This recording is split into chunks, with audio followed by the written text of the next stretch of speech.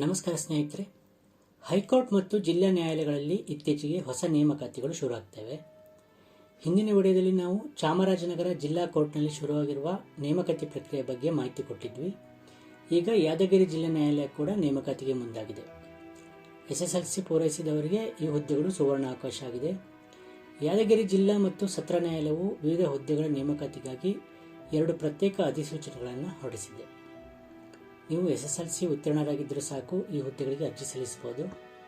ಈ ನೇಮಕಾತಿಯಲ್ಲಿ ಆದೇಶ ಜಾರಿಕಾರರು ಅಥವಾ ಪ್ರೋಸೆಸ್ ಸರ್ವರ್ ಮತ್ತು ಜವಾನ ಹುದ್ದೆಗಳನ್ನು ಭರ್ತಿ ಮಾಡಲಾಗ್ತದೆ. ಈ ಕೋರ್ಟ್ನಲ್ಲಿ ಎಷ್ಟು ಹುದ್ದೆಗಳಿವೆ, ಇದಕ್ಕೆ ಅರ್ಹತೆಗಳೇನು, ಸಂಬಳ ಎಷ್ಟು ಮತ್ತು ಅರ್ಜಿ ಸಲ್ಲಿಸುವ ವಿಧಾನವೇನು ಎಂಬುದನ್ನು ವಿಡಿಯೋದಲ್ಲಿ ವಿವರವಾಗಿ ತಿಳಿಯೋಣ. ಅದಕ್ಕಾಗಿ ವಿಡಿಯೋವನ್ನು ಕೊನೆಯವರೆಗೂ ನೋಡಿ ಮತ್ತು ಇಂತಹ ಉಪಯುಕ್ತ ಮಾಹಿತಿಗಾಗಿ ನಮ್ಮ ಕೆರಿಯರ್ ಕರ್ನಾಟಕ ಚಾನಲ್ಗೆ ಈಗಲೇ ಸಬ್ಸ್ಕ್ರೈಬ್ ಮಾಡಿ. ಮೊದಲನೇದಾಗಿ ಆದೇಶ ಜಾರಿಕಾರ ಅಥವಾ ಪ್ರೋಸೆಸ್ ಸರ್ವರ್ ಹುದ್ದೆಗಳ ಬಗ್ಗೆ ತಿಳಿಯೋಣ. ಈ ವಿಭಾಗದಲ್ಲಿ ಒಟ್ಟು 9 ಹುದ್ದೆಗಳು ಲಭ್ಯವಿದೆ. ಇವುಗಳು ಕಲ್ಯಾಣ ಕರ್ನಾಟಕ ಸ್ಥಳೀಯ ವೃಂದದ ಅಭ್ಯರ್ಥಿಗಳಿಗೆ ಮೀಸಲಾಗಿವೆ. ಅಂದರೆ ಆರ್ಟಿಕಲ್ 371J ಅಡಿಯಲ್ಲಿ ಬರುವಂತಹ ಅಭ್ಯರ್ಥಿಗಳಿಗೆ ಇದು ಮೀಸಲಾಗಿದೆ. ಈ ಹುದ್ದೆಗೆ ಆಯ್ಕೆಯಾದವರಿಗೆ ಪ್ರತಿ ತಿಂಗಳು 31,775 ರೂಪಾಯಿಯಿಂದ 61,300 ರೂಪಾಯಿವರೆಗೂ ಆಕರ್ಷಕ ವೇತನ ಸಿಗಲಿದೆ. SSLC ಅಥವಾ ತತ್ಸಮಾನ ಪರೀಕ್ಷೆಯಲ್ಲಿ ಇದಕ್ಕೆ ಉತ್ತೀರ್ಣರಾಗಿರಬೇಕು. ಒಂದು ವೇಳೆ ನೀವು ಲಘು ವಾಹನದ ಡ್ರೈವಿಂಗ್ ಲೈಸೆನ್ಸ್ ಹೊಂದಿದ್ದರೆ ನಿಮಗೆ ಹೆಚ್ಚಿನ ಆದ್ಯತೆ ಸಿಗುತ್ತೆ. ನಿಮ್ಮ SSLC ಅಂಕಗಳ ಆಧಾರದ ಮೇಲೆ 1:25 ಅನುಪಾತದಲ್ಲಿ ಅಭ್ಯರ್ಥಿಗಳನ್ನು ಸಂದರ್ಶನಕ್ಕೆ ಕರೆಯಲಾಗುತ್ತೆ. ಸಂದರ್ಶನವು 10 ಅಂಕಗಳನ್ನು ಹೊಂದಿರುತ್ತೆ. ಎರಡನೆಯದಾಗಿ ಜವಾನ ಅಥವಾ ಪ್ಯೂನ್ ಹುದ್ದೆಗಳ ವಿವರಗಳನ್ನು ಗಮನಿಸೋಣ. ಜವಾನ ವಿಭಾಗದಲ್ಲಿ ಒಟ್ಟು 5 ಹುದ್ದೆಗಳು ಖಾಲಿ ಇವೆ. ಇವು ಕೂಡ ಕಲ್ಯಾಣ ಕರ್ನಾಟಕ ಅಭ್ಯರ್ಥಿಗಳಿಗೆ ಮೀಸಲಿವೆ. ಜವಾನ ಹುದ್ದೆಗೆ ಪ್ರತಿ ತಿಂಗಳು 27,000 ರೂಪಾಯಿಯಿಂದ 46,675 ರೂಪಾಯಿವರೆಗೂ ವೇತನ ಇರಲಿದೆ. ಇದರ ಜೊತೆಗೆ ಇತರ ಭತ್ಯೆಗಳು ಕೂಡ ಸಿಗಲಿವೆ. ಇಲ್ಲಿ ಕೂಡ SSLC ಅಥವಾ ತತ್ಸಮಾನ ಪರೀಕ್ಷೆಯಲ್ಲಿ ಉತ್ತೀರ್ಣರಾಗಿರಬೇಕು ಮತ್ತು ಕನ್ನಡವನ್ನು ಓದಲು ಹಾಗೂ ಬರೆಯಲು ಬರಬೇಕು. SSLC ಅಂಕಗಳ ಆಧಾರದ ಮೇಲೆ 1:10 ಅನುಪಾತದಲ್ಲಿ ಅರ್ಹ ಅಭ್ಯರ್ಥಿಗಳನ್ನು 10 ಅಂಕಗಳ ಸಂದರ್ಶನಕ್ಕೆ ಆಯ್ಕೆ ಮಾಡಲಾಗುತ್ತೆ. ಈಗ ನಾವು ಬಹಳ ಮುಖ್ಯವಾಗಿ ಗಮನಿಸಬೇಕಾದ ವಿಷಯವೆಂದರೆ ವಯೋಮಿತಿ. ಕನಿಷ್ಠ ವಯಸ್ಸು 18 ವರ್ಷಗಳಾಗಿರಬೇಕು.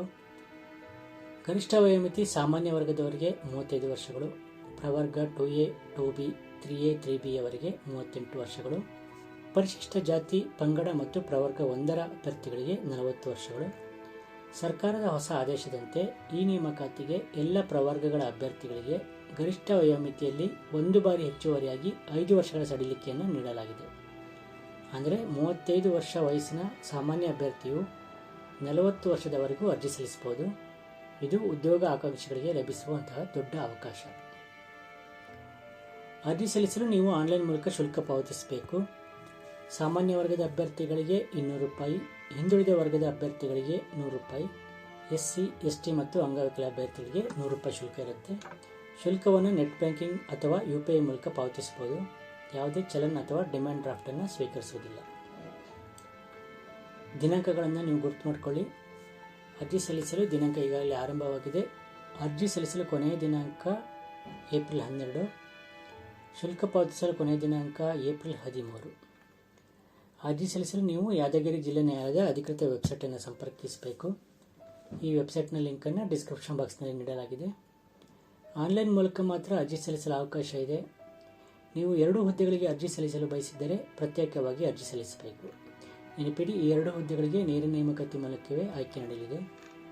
ಸ್ನೇಹಿತರೆ, ಯಾದಗಿರಿ ನ್ಯಾಯಾಲಯದಲ್ಲಿ ಕೆಲಸ ಮಾಡಲು ಬಯಸುವವರಿಗೆ ಇದೊಂದು ಸುವರ್ಣಾವಕಾಶ.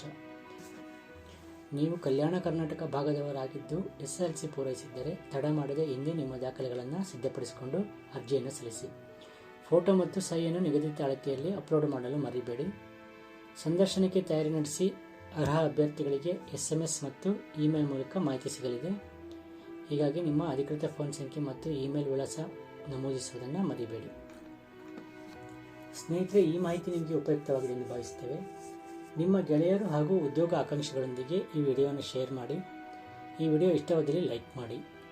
ನಮ್ಮ ಮುಂದಿನ ಉದ್ಯೋಗ ಮಾಹಿತಿಗಾಗಿ ಕೆರಿಯರ್ ಕರ್ನಾಟಕ ಚಾನಲ್ನ ಸಬ್ಸ್ಕ್ರೈಬ್ ಮಾಡಿ.